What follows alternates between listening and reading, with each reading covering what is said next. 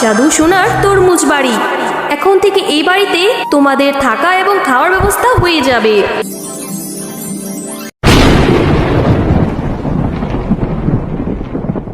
মা, ও মা, বাইরে কত বৃষ্টি হচ্ছে, সাথে বিদ্যুৎও চমকাচ্ছে। মা, আমার যে খুব ভয় লাগছে। মা, না রে মা, এত ভয় পাস না, বৃষ্টি তো হচ্ছে। যেভাবে বৃষ্টি হচ্ছে মনে হয় এবার বন্যা হবে। ও মা, বন্যা? আমি স্কুলে পড়েছি বন্যা হলে নাকি ঘর বাড়ি সব তলিয়ে যায়। তাহলে আমরা কি ডুবে মারা যাব? মা, না রে মা, এরকম কথা বলিস না। সৃষ্টিকর্তা একটা উপায় ঠিক করে দেবে। আমি তো ভাবছি অন্য কিছু রে মা। ও মা, তুমি এত কি ভাবছো আমাকে বলো তো। আমাদের তরমুজের জমির তরমুজগুলোর কি অবস্থা হবে?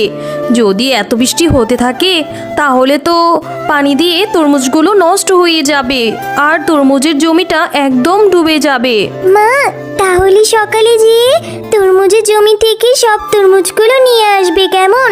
আচ্ছা ঠিক আছে, আগে সকাল হোক তারপর দেখা যাবে।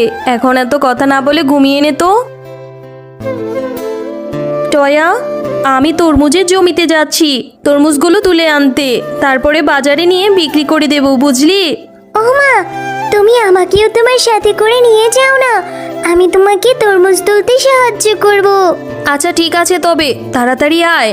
আকাশ যে আবার মেঘলা মেঘলা হয়ে যাচ্ছে, আবার বৃষ্টি নেমে পড়বে। এরপর তারা তরমুজের জমিতে তরমুজ তুলতে যায়। ও মা, দেখেছো জমির কত কাছাকাছি পানি এসে গেছে। আজ যদি না আসতাম তাহলে আবার বৃষ্টি আসলে আমাদের তরমুজের জমিটা একদম পানিতে তলিয়ে যেত। হ্যাঁ রে মা, তাই তো দেখছি। এত এত তরমুজ কিভাবে বিক্রি করবো রে মা? এত তরমুজ কি বিক্রি করা যাবে একদিনে? সস্তায় বিক্রি করলেও তো এত তরমুজ ফুরাবে না। ও মা, আমার মাথায় একটা বুদ্ধি এসেছে। এখন তো গরমের দিন, খুব গরম পড়েছে। তুমি এই তরমুজগুলো জুস করে বিক্রি করতে পারো, তাহলে সবাই খুব দ্রুত কিনে নেবে আর আমাদের তরমুজগুলো বিক্রি হয়ে যাবে সব। হ্যাঁ রে মা, ঠিকই বলেছিস। কিন্তু মারে, আজ রাতে যদি বৃষ্টি হয়, যেভাবে স্রোতের পানি বাড়ছে সেভাবে তো মনে হচ্ছে আমাদের ঘরবাড়ি তলিয়ে যাবে। আমাদের আজকের মধ্যেই কোনো একটা ব্যবস্থা করতে হবে। মা, আমার মাথায় একটা বুদ্ধি আছে। আমরা যে তরমুজগুলো জুস করে বিক্রি করব, সেই তরমুজের খোসাগুলো তো এমনিই থেকে যাবে। সেই খোসাগুলো দিয়ে আমরা সুন্দর একটা নৌকা বানিয়ে ফেলবো। তারপর আমরা বৃষ্টি যে কয়দিন থাকবে আমাদের সেই নৌকাতে আশ্রয় নিব। বাবা, তোর মাথায় তো বেশ বুদ্ধি। আমি তো এইভাবে চিন্তাই করিনি। ঠিকই বলেছিস রে মা, তরমুজের তো অনেক খোসা হবে, সেই খোসা দিয়ে তাহলে নৌকা বানাবো। এখন তাড়াতাড়ি করে চল, তরমুজগুলো তুলে বাজারে জুস করে বিক্রি করতে নিয়ে যাই। টয়া, তুই বরং বাড়িতে চলে যা, সব কিছুর ব্যবস্থা কর। আমি তরমুজগুলো জুস করে বিক্রি করে খুব তাড়াতাড়ি খোসাগুলো নিয়ে বাড়িতে চলে আসবো, কেমন? তুই তাড়াতাড়ি সব ব্যবস্থা করে রাখ। ঠিক আছে মা, আমি চলে যাই তাহলে। এরপর শেফালি তরমুজের জুস করে বিক্রি করতে থাকে আর সবাই তরমুজের জুসগুলো কিনে তৃপ্তি করে খেতে থাকে। হেরে শেফালি, তোর বুদ্ধি শুদ্ধি কি দিন দিন লুপ পেয়ে যাচ্ছে নাকি? হ্যাঁ, এত ভালো ভালো তরমুজগুলো এত সস্তায় বিক্রি করছিস আর সাথে আবার জুস করেও বিক্রি করছিস, তাও এত সস্তায়। কিছুই তো মাথায় আসছে না রে শেফালি।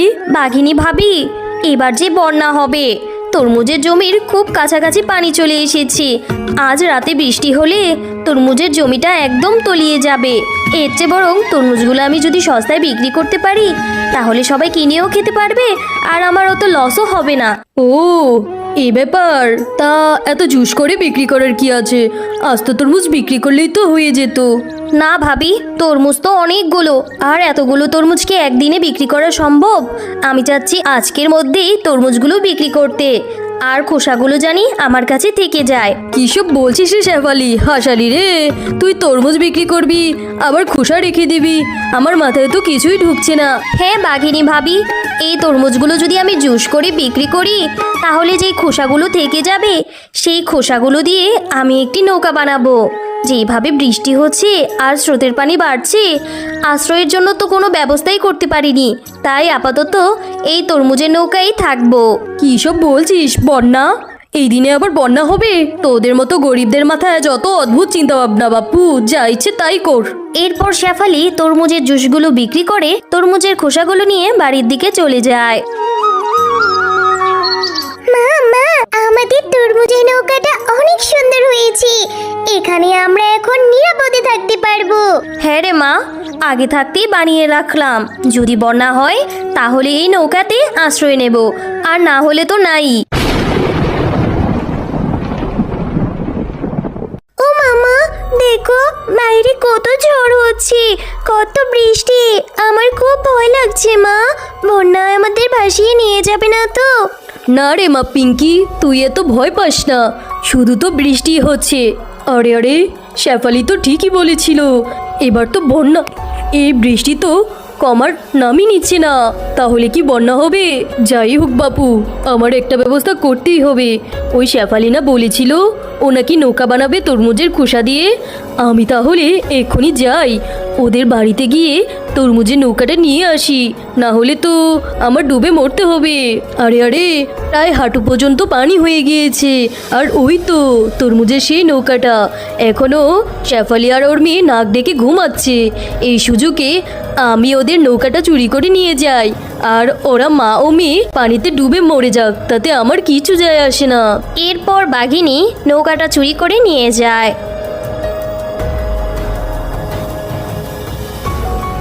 হে রে মা, এখন আমাদের কি হবে? আমাদের সেই নৌকাটা বন্যার পানিতে হয়তো ভেসে চলে গিয়েছে, কিন্তু আমি খুব শক্ত করে বেঁধে রেখেছিলাম। এভাবে তো যাওয়ার কথা না। নিশ্চয়ই আমাদের প্রতিবেশী কেউ ইচ্ছে করে নৌকাটা চুরি করে নিয়ে গিয়েছে। হে রে মা, তাই তো মনে হচ্ছে। এবার তোকে নিয়ে যে কিভাবে থাকবো? পানি তো প্রায় ঘরের চাল ছুঁই ছুঁই করছে। কখন যে ঘরটা ডুবে যাবে, তখন যে কিভাবে কি হবে। মা, ওই যে দেখো, তুমি এত চিন্তা করো না মা, একটা ব্যবস্থা সৃষ্টিকর্তা ঠিক করে দেবে। মা, ওই তো দেখো, কোথা থেকে যেন একটা নৌকা ভেসে আসলো। হ্যাঁ রে মা, সৃষ্টিকর্তা আমাদের মুখের দিকে তাকিয়েছে। চল মা, এই নৌকাটায় উঠে আপাতত নৌকাটায় আমরা আশ্রয় নিই, আর নৌকাটা ভাসিয়ে দিই, দেখি কোনো শুকনো স্থান পাই কিনা।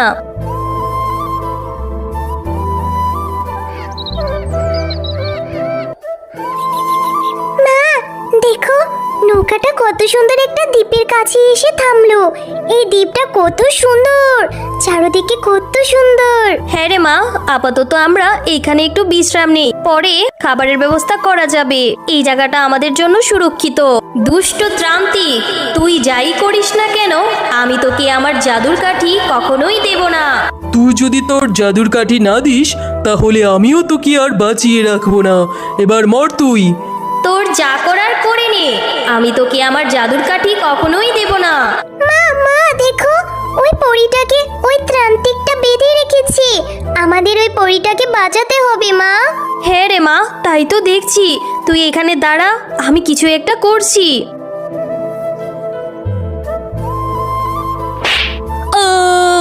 আমার সারা শরীর জ্বলে গেল, আমার শরীরে আগুন লেগেছে। তোমাদের অনেক অনেক ধন্যবাদ, তোমরা আমার জীবন বাঁচিয়েছো। কিন্তু তোমরা এই নির্জন জঙ্গলে এলে কি করে? এরপর শেফালি তাদের সাথে ঘটে যাওয়া সকল ঘটনা খুলে বলল। সব শুনে পরি তাদেরকে বলল, ও এই ব্যাপার, এখন থেকে তোমাদের আর কোনো চিন্তা নেই। আমি তোমাদের থাকার ব্যবস্থা এবং খাওয়ার ব্যবস্থা এক্ষুনি করে দিচ্ছি। এই নাও জাদু সোনার তরমুজ বাড়ি। এখন থেকে এই বাড়িতে তোমাদের থাকা এবং খাওয়ার ব্যবস্থা হয়ে যাবে। তোমরা যখন যেটা খেতে যাবে, এই জাদুর সোনার বাড়ি তোমাদের সামনে সেটাই এনে উপস্থিত করবে। পরি, তোমাকে অনেক ধন্যবাদ। তুমি আমার এই ছোট্ট মেয়েটাকে নিয়ে আমার একটা থাকার ব্যবস্থা করে দিলে। তোমাদেরকেও অনেক ধন্যবাদ। আমি এখন আসি। মা মা, এখন থেকে আমরা এই সোনার তরমুজ বাড়িতে মজা করে থাকবো, আর আমাদের যা ইচ্ছে তাই খেতে পারবো। হ্যাঁ রে মা, সৃষ্টিকর্তা এতদিনে আমাদের উপর মুখ তুলে তাকিয়েছে। হে সৃষ্টিকর্তা, তোমার দরবারে লাখো কোটি শুকরিয়া। হ্যালো বন্ধুরা, গল্পটি ভালো লেগে থাকলে চ্যানেলটি সাবস্ক্রাইব করে দিবেন এবং পাশে থাকা বেল আইকনটিতে প্রেস করে আমাদের পাশেই থাকবেন। ধন্যবাদ।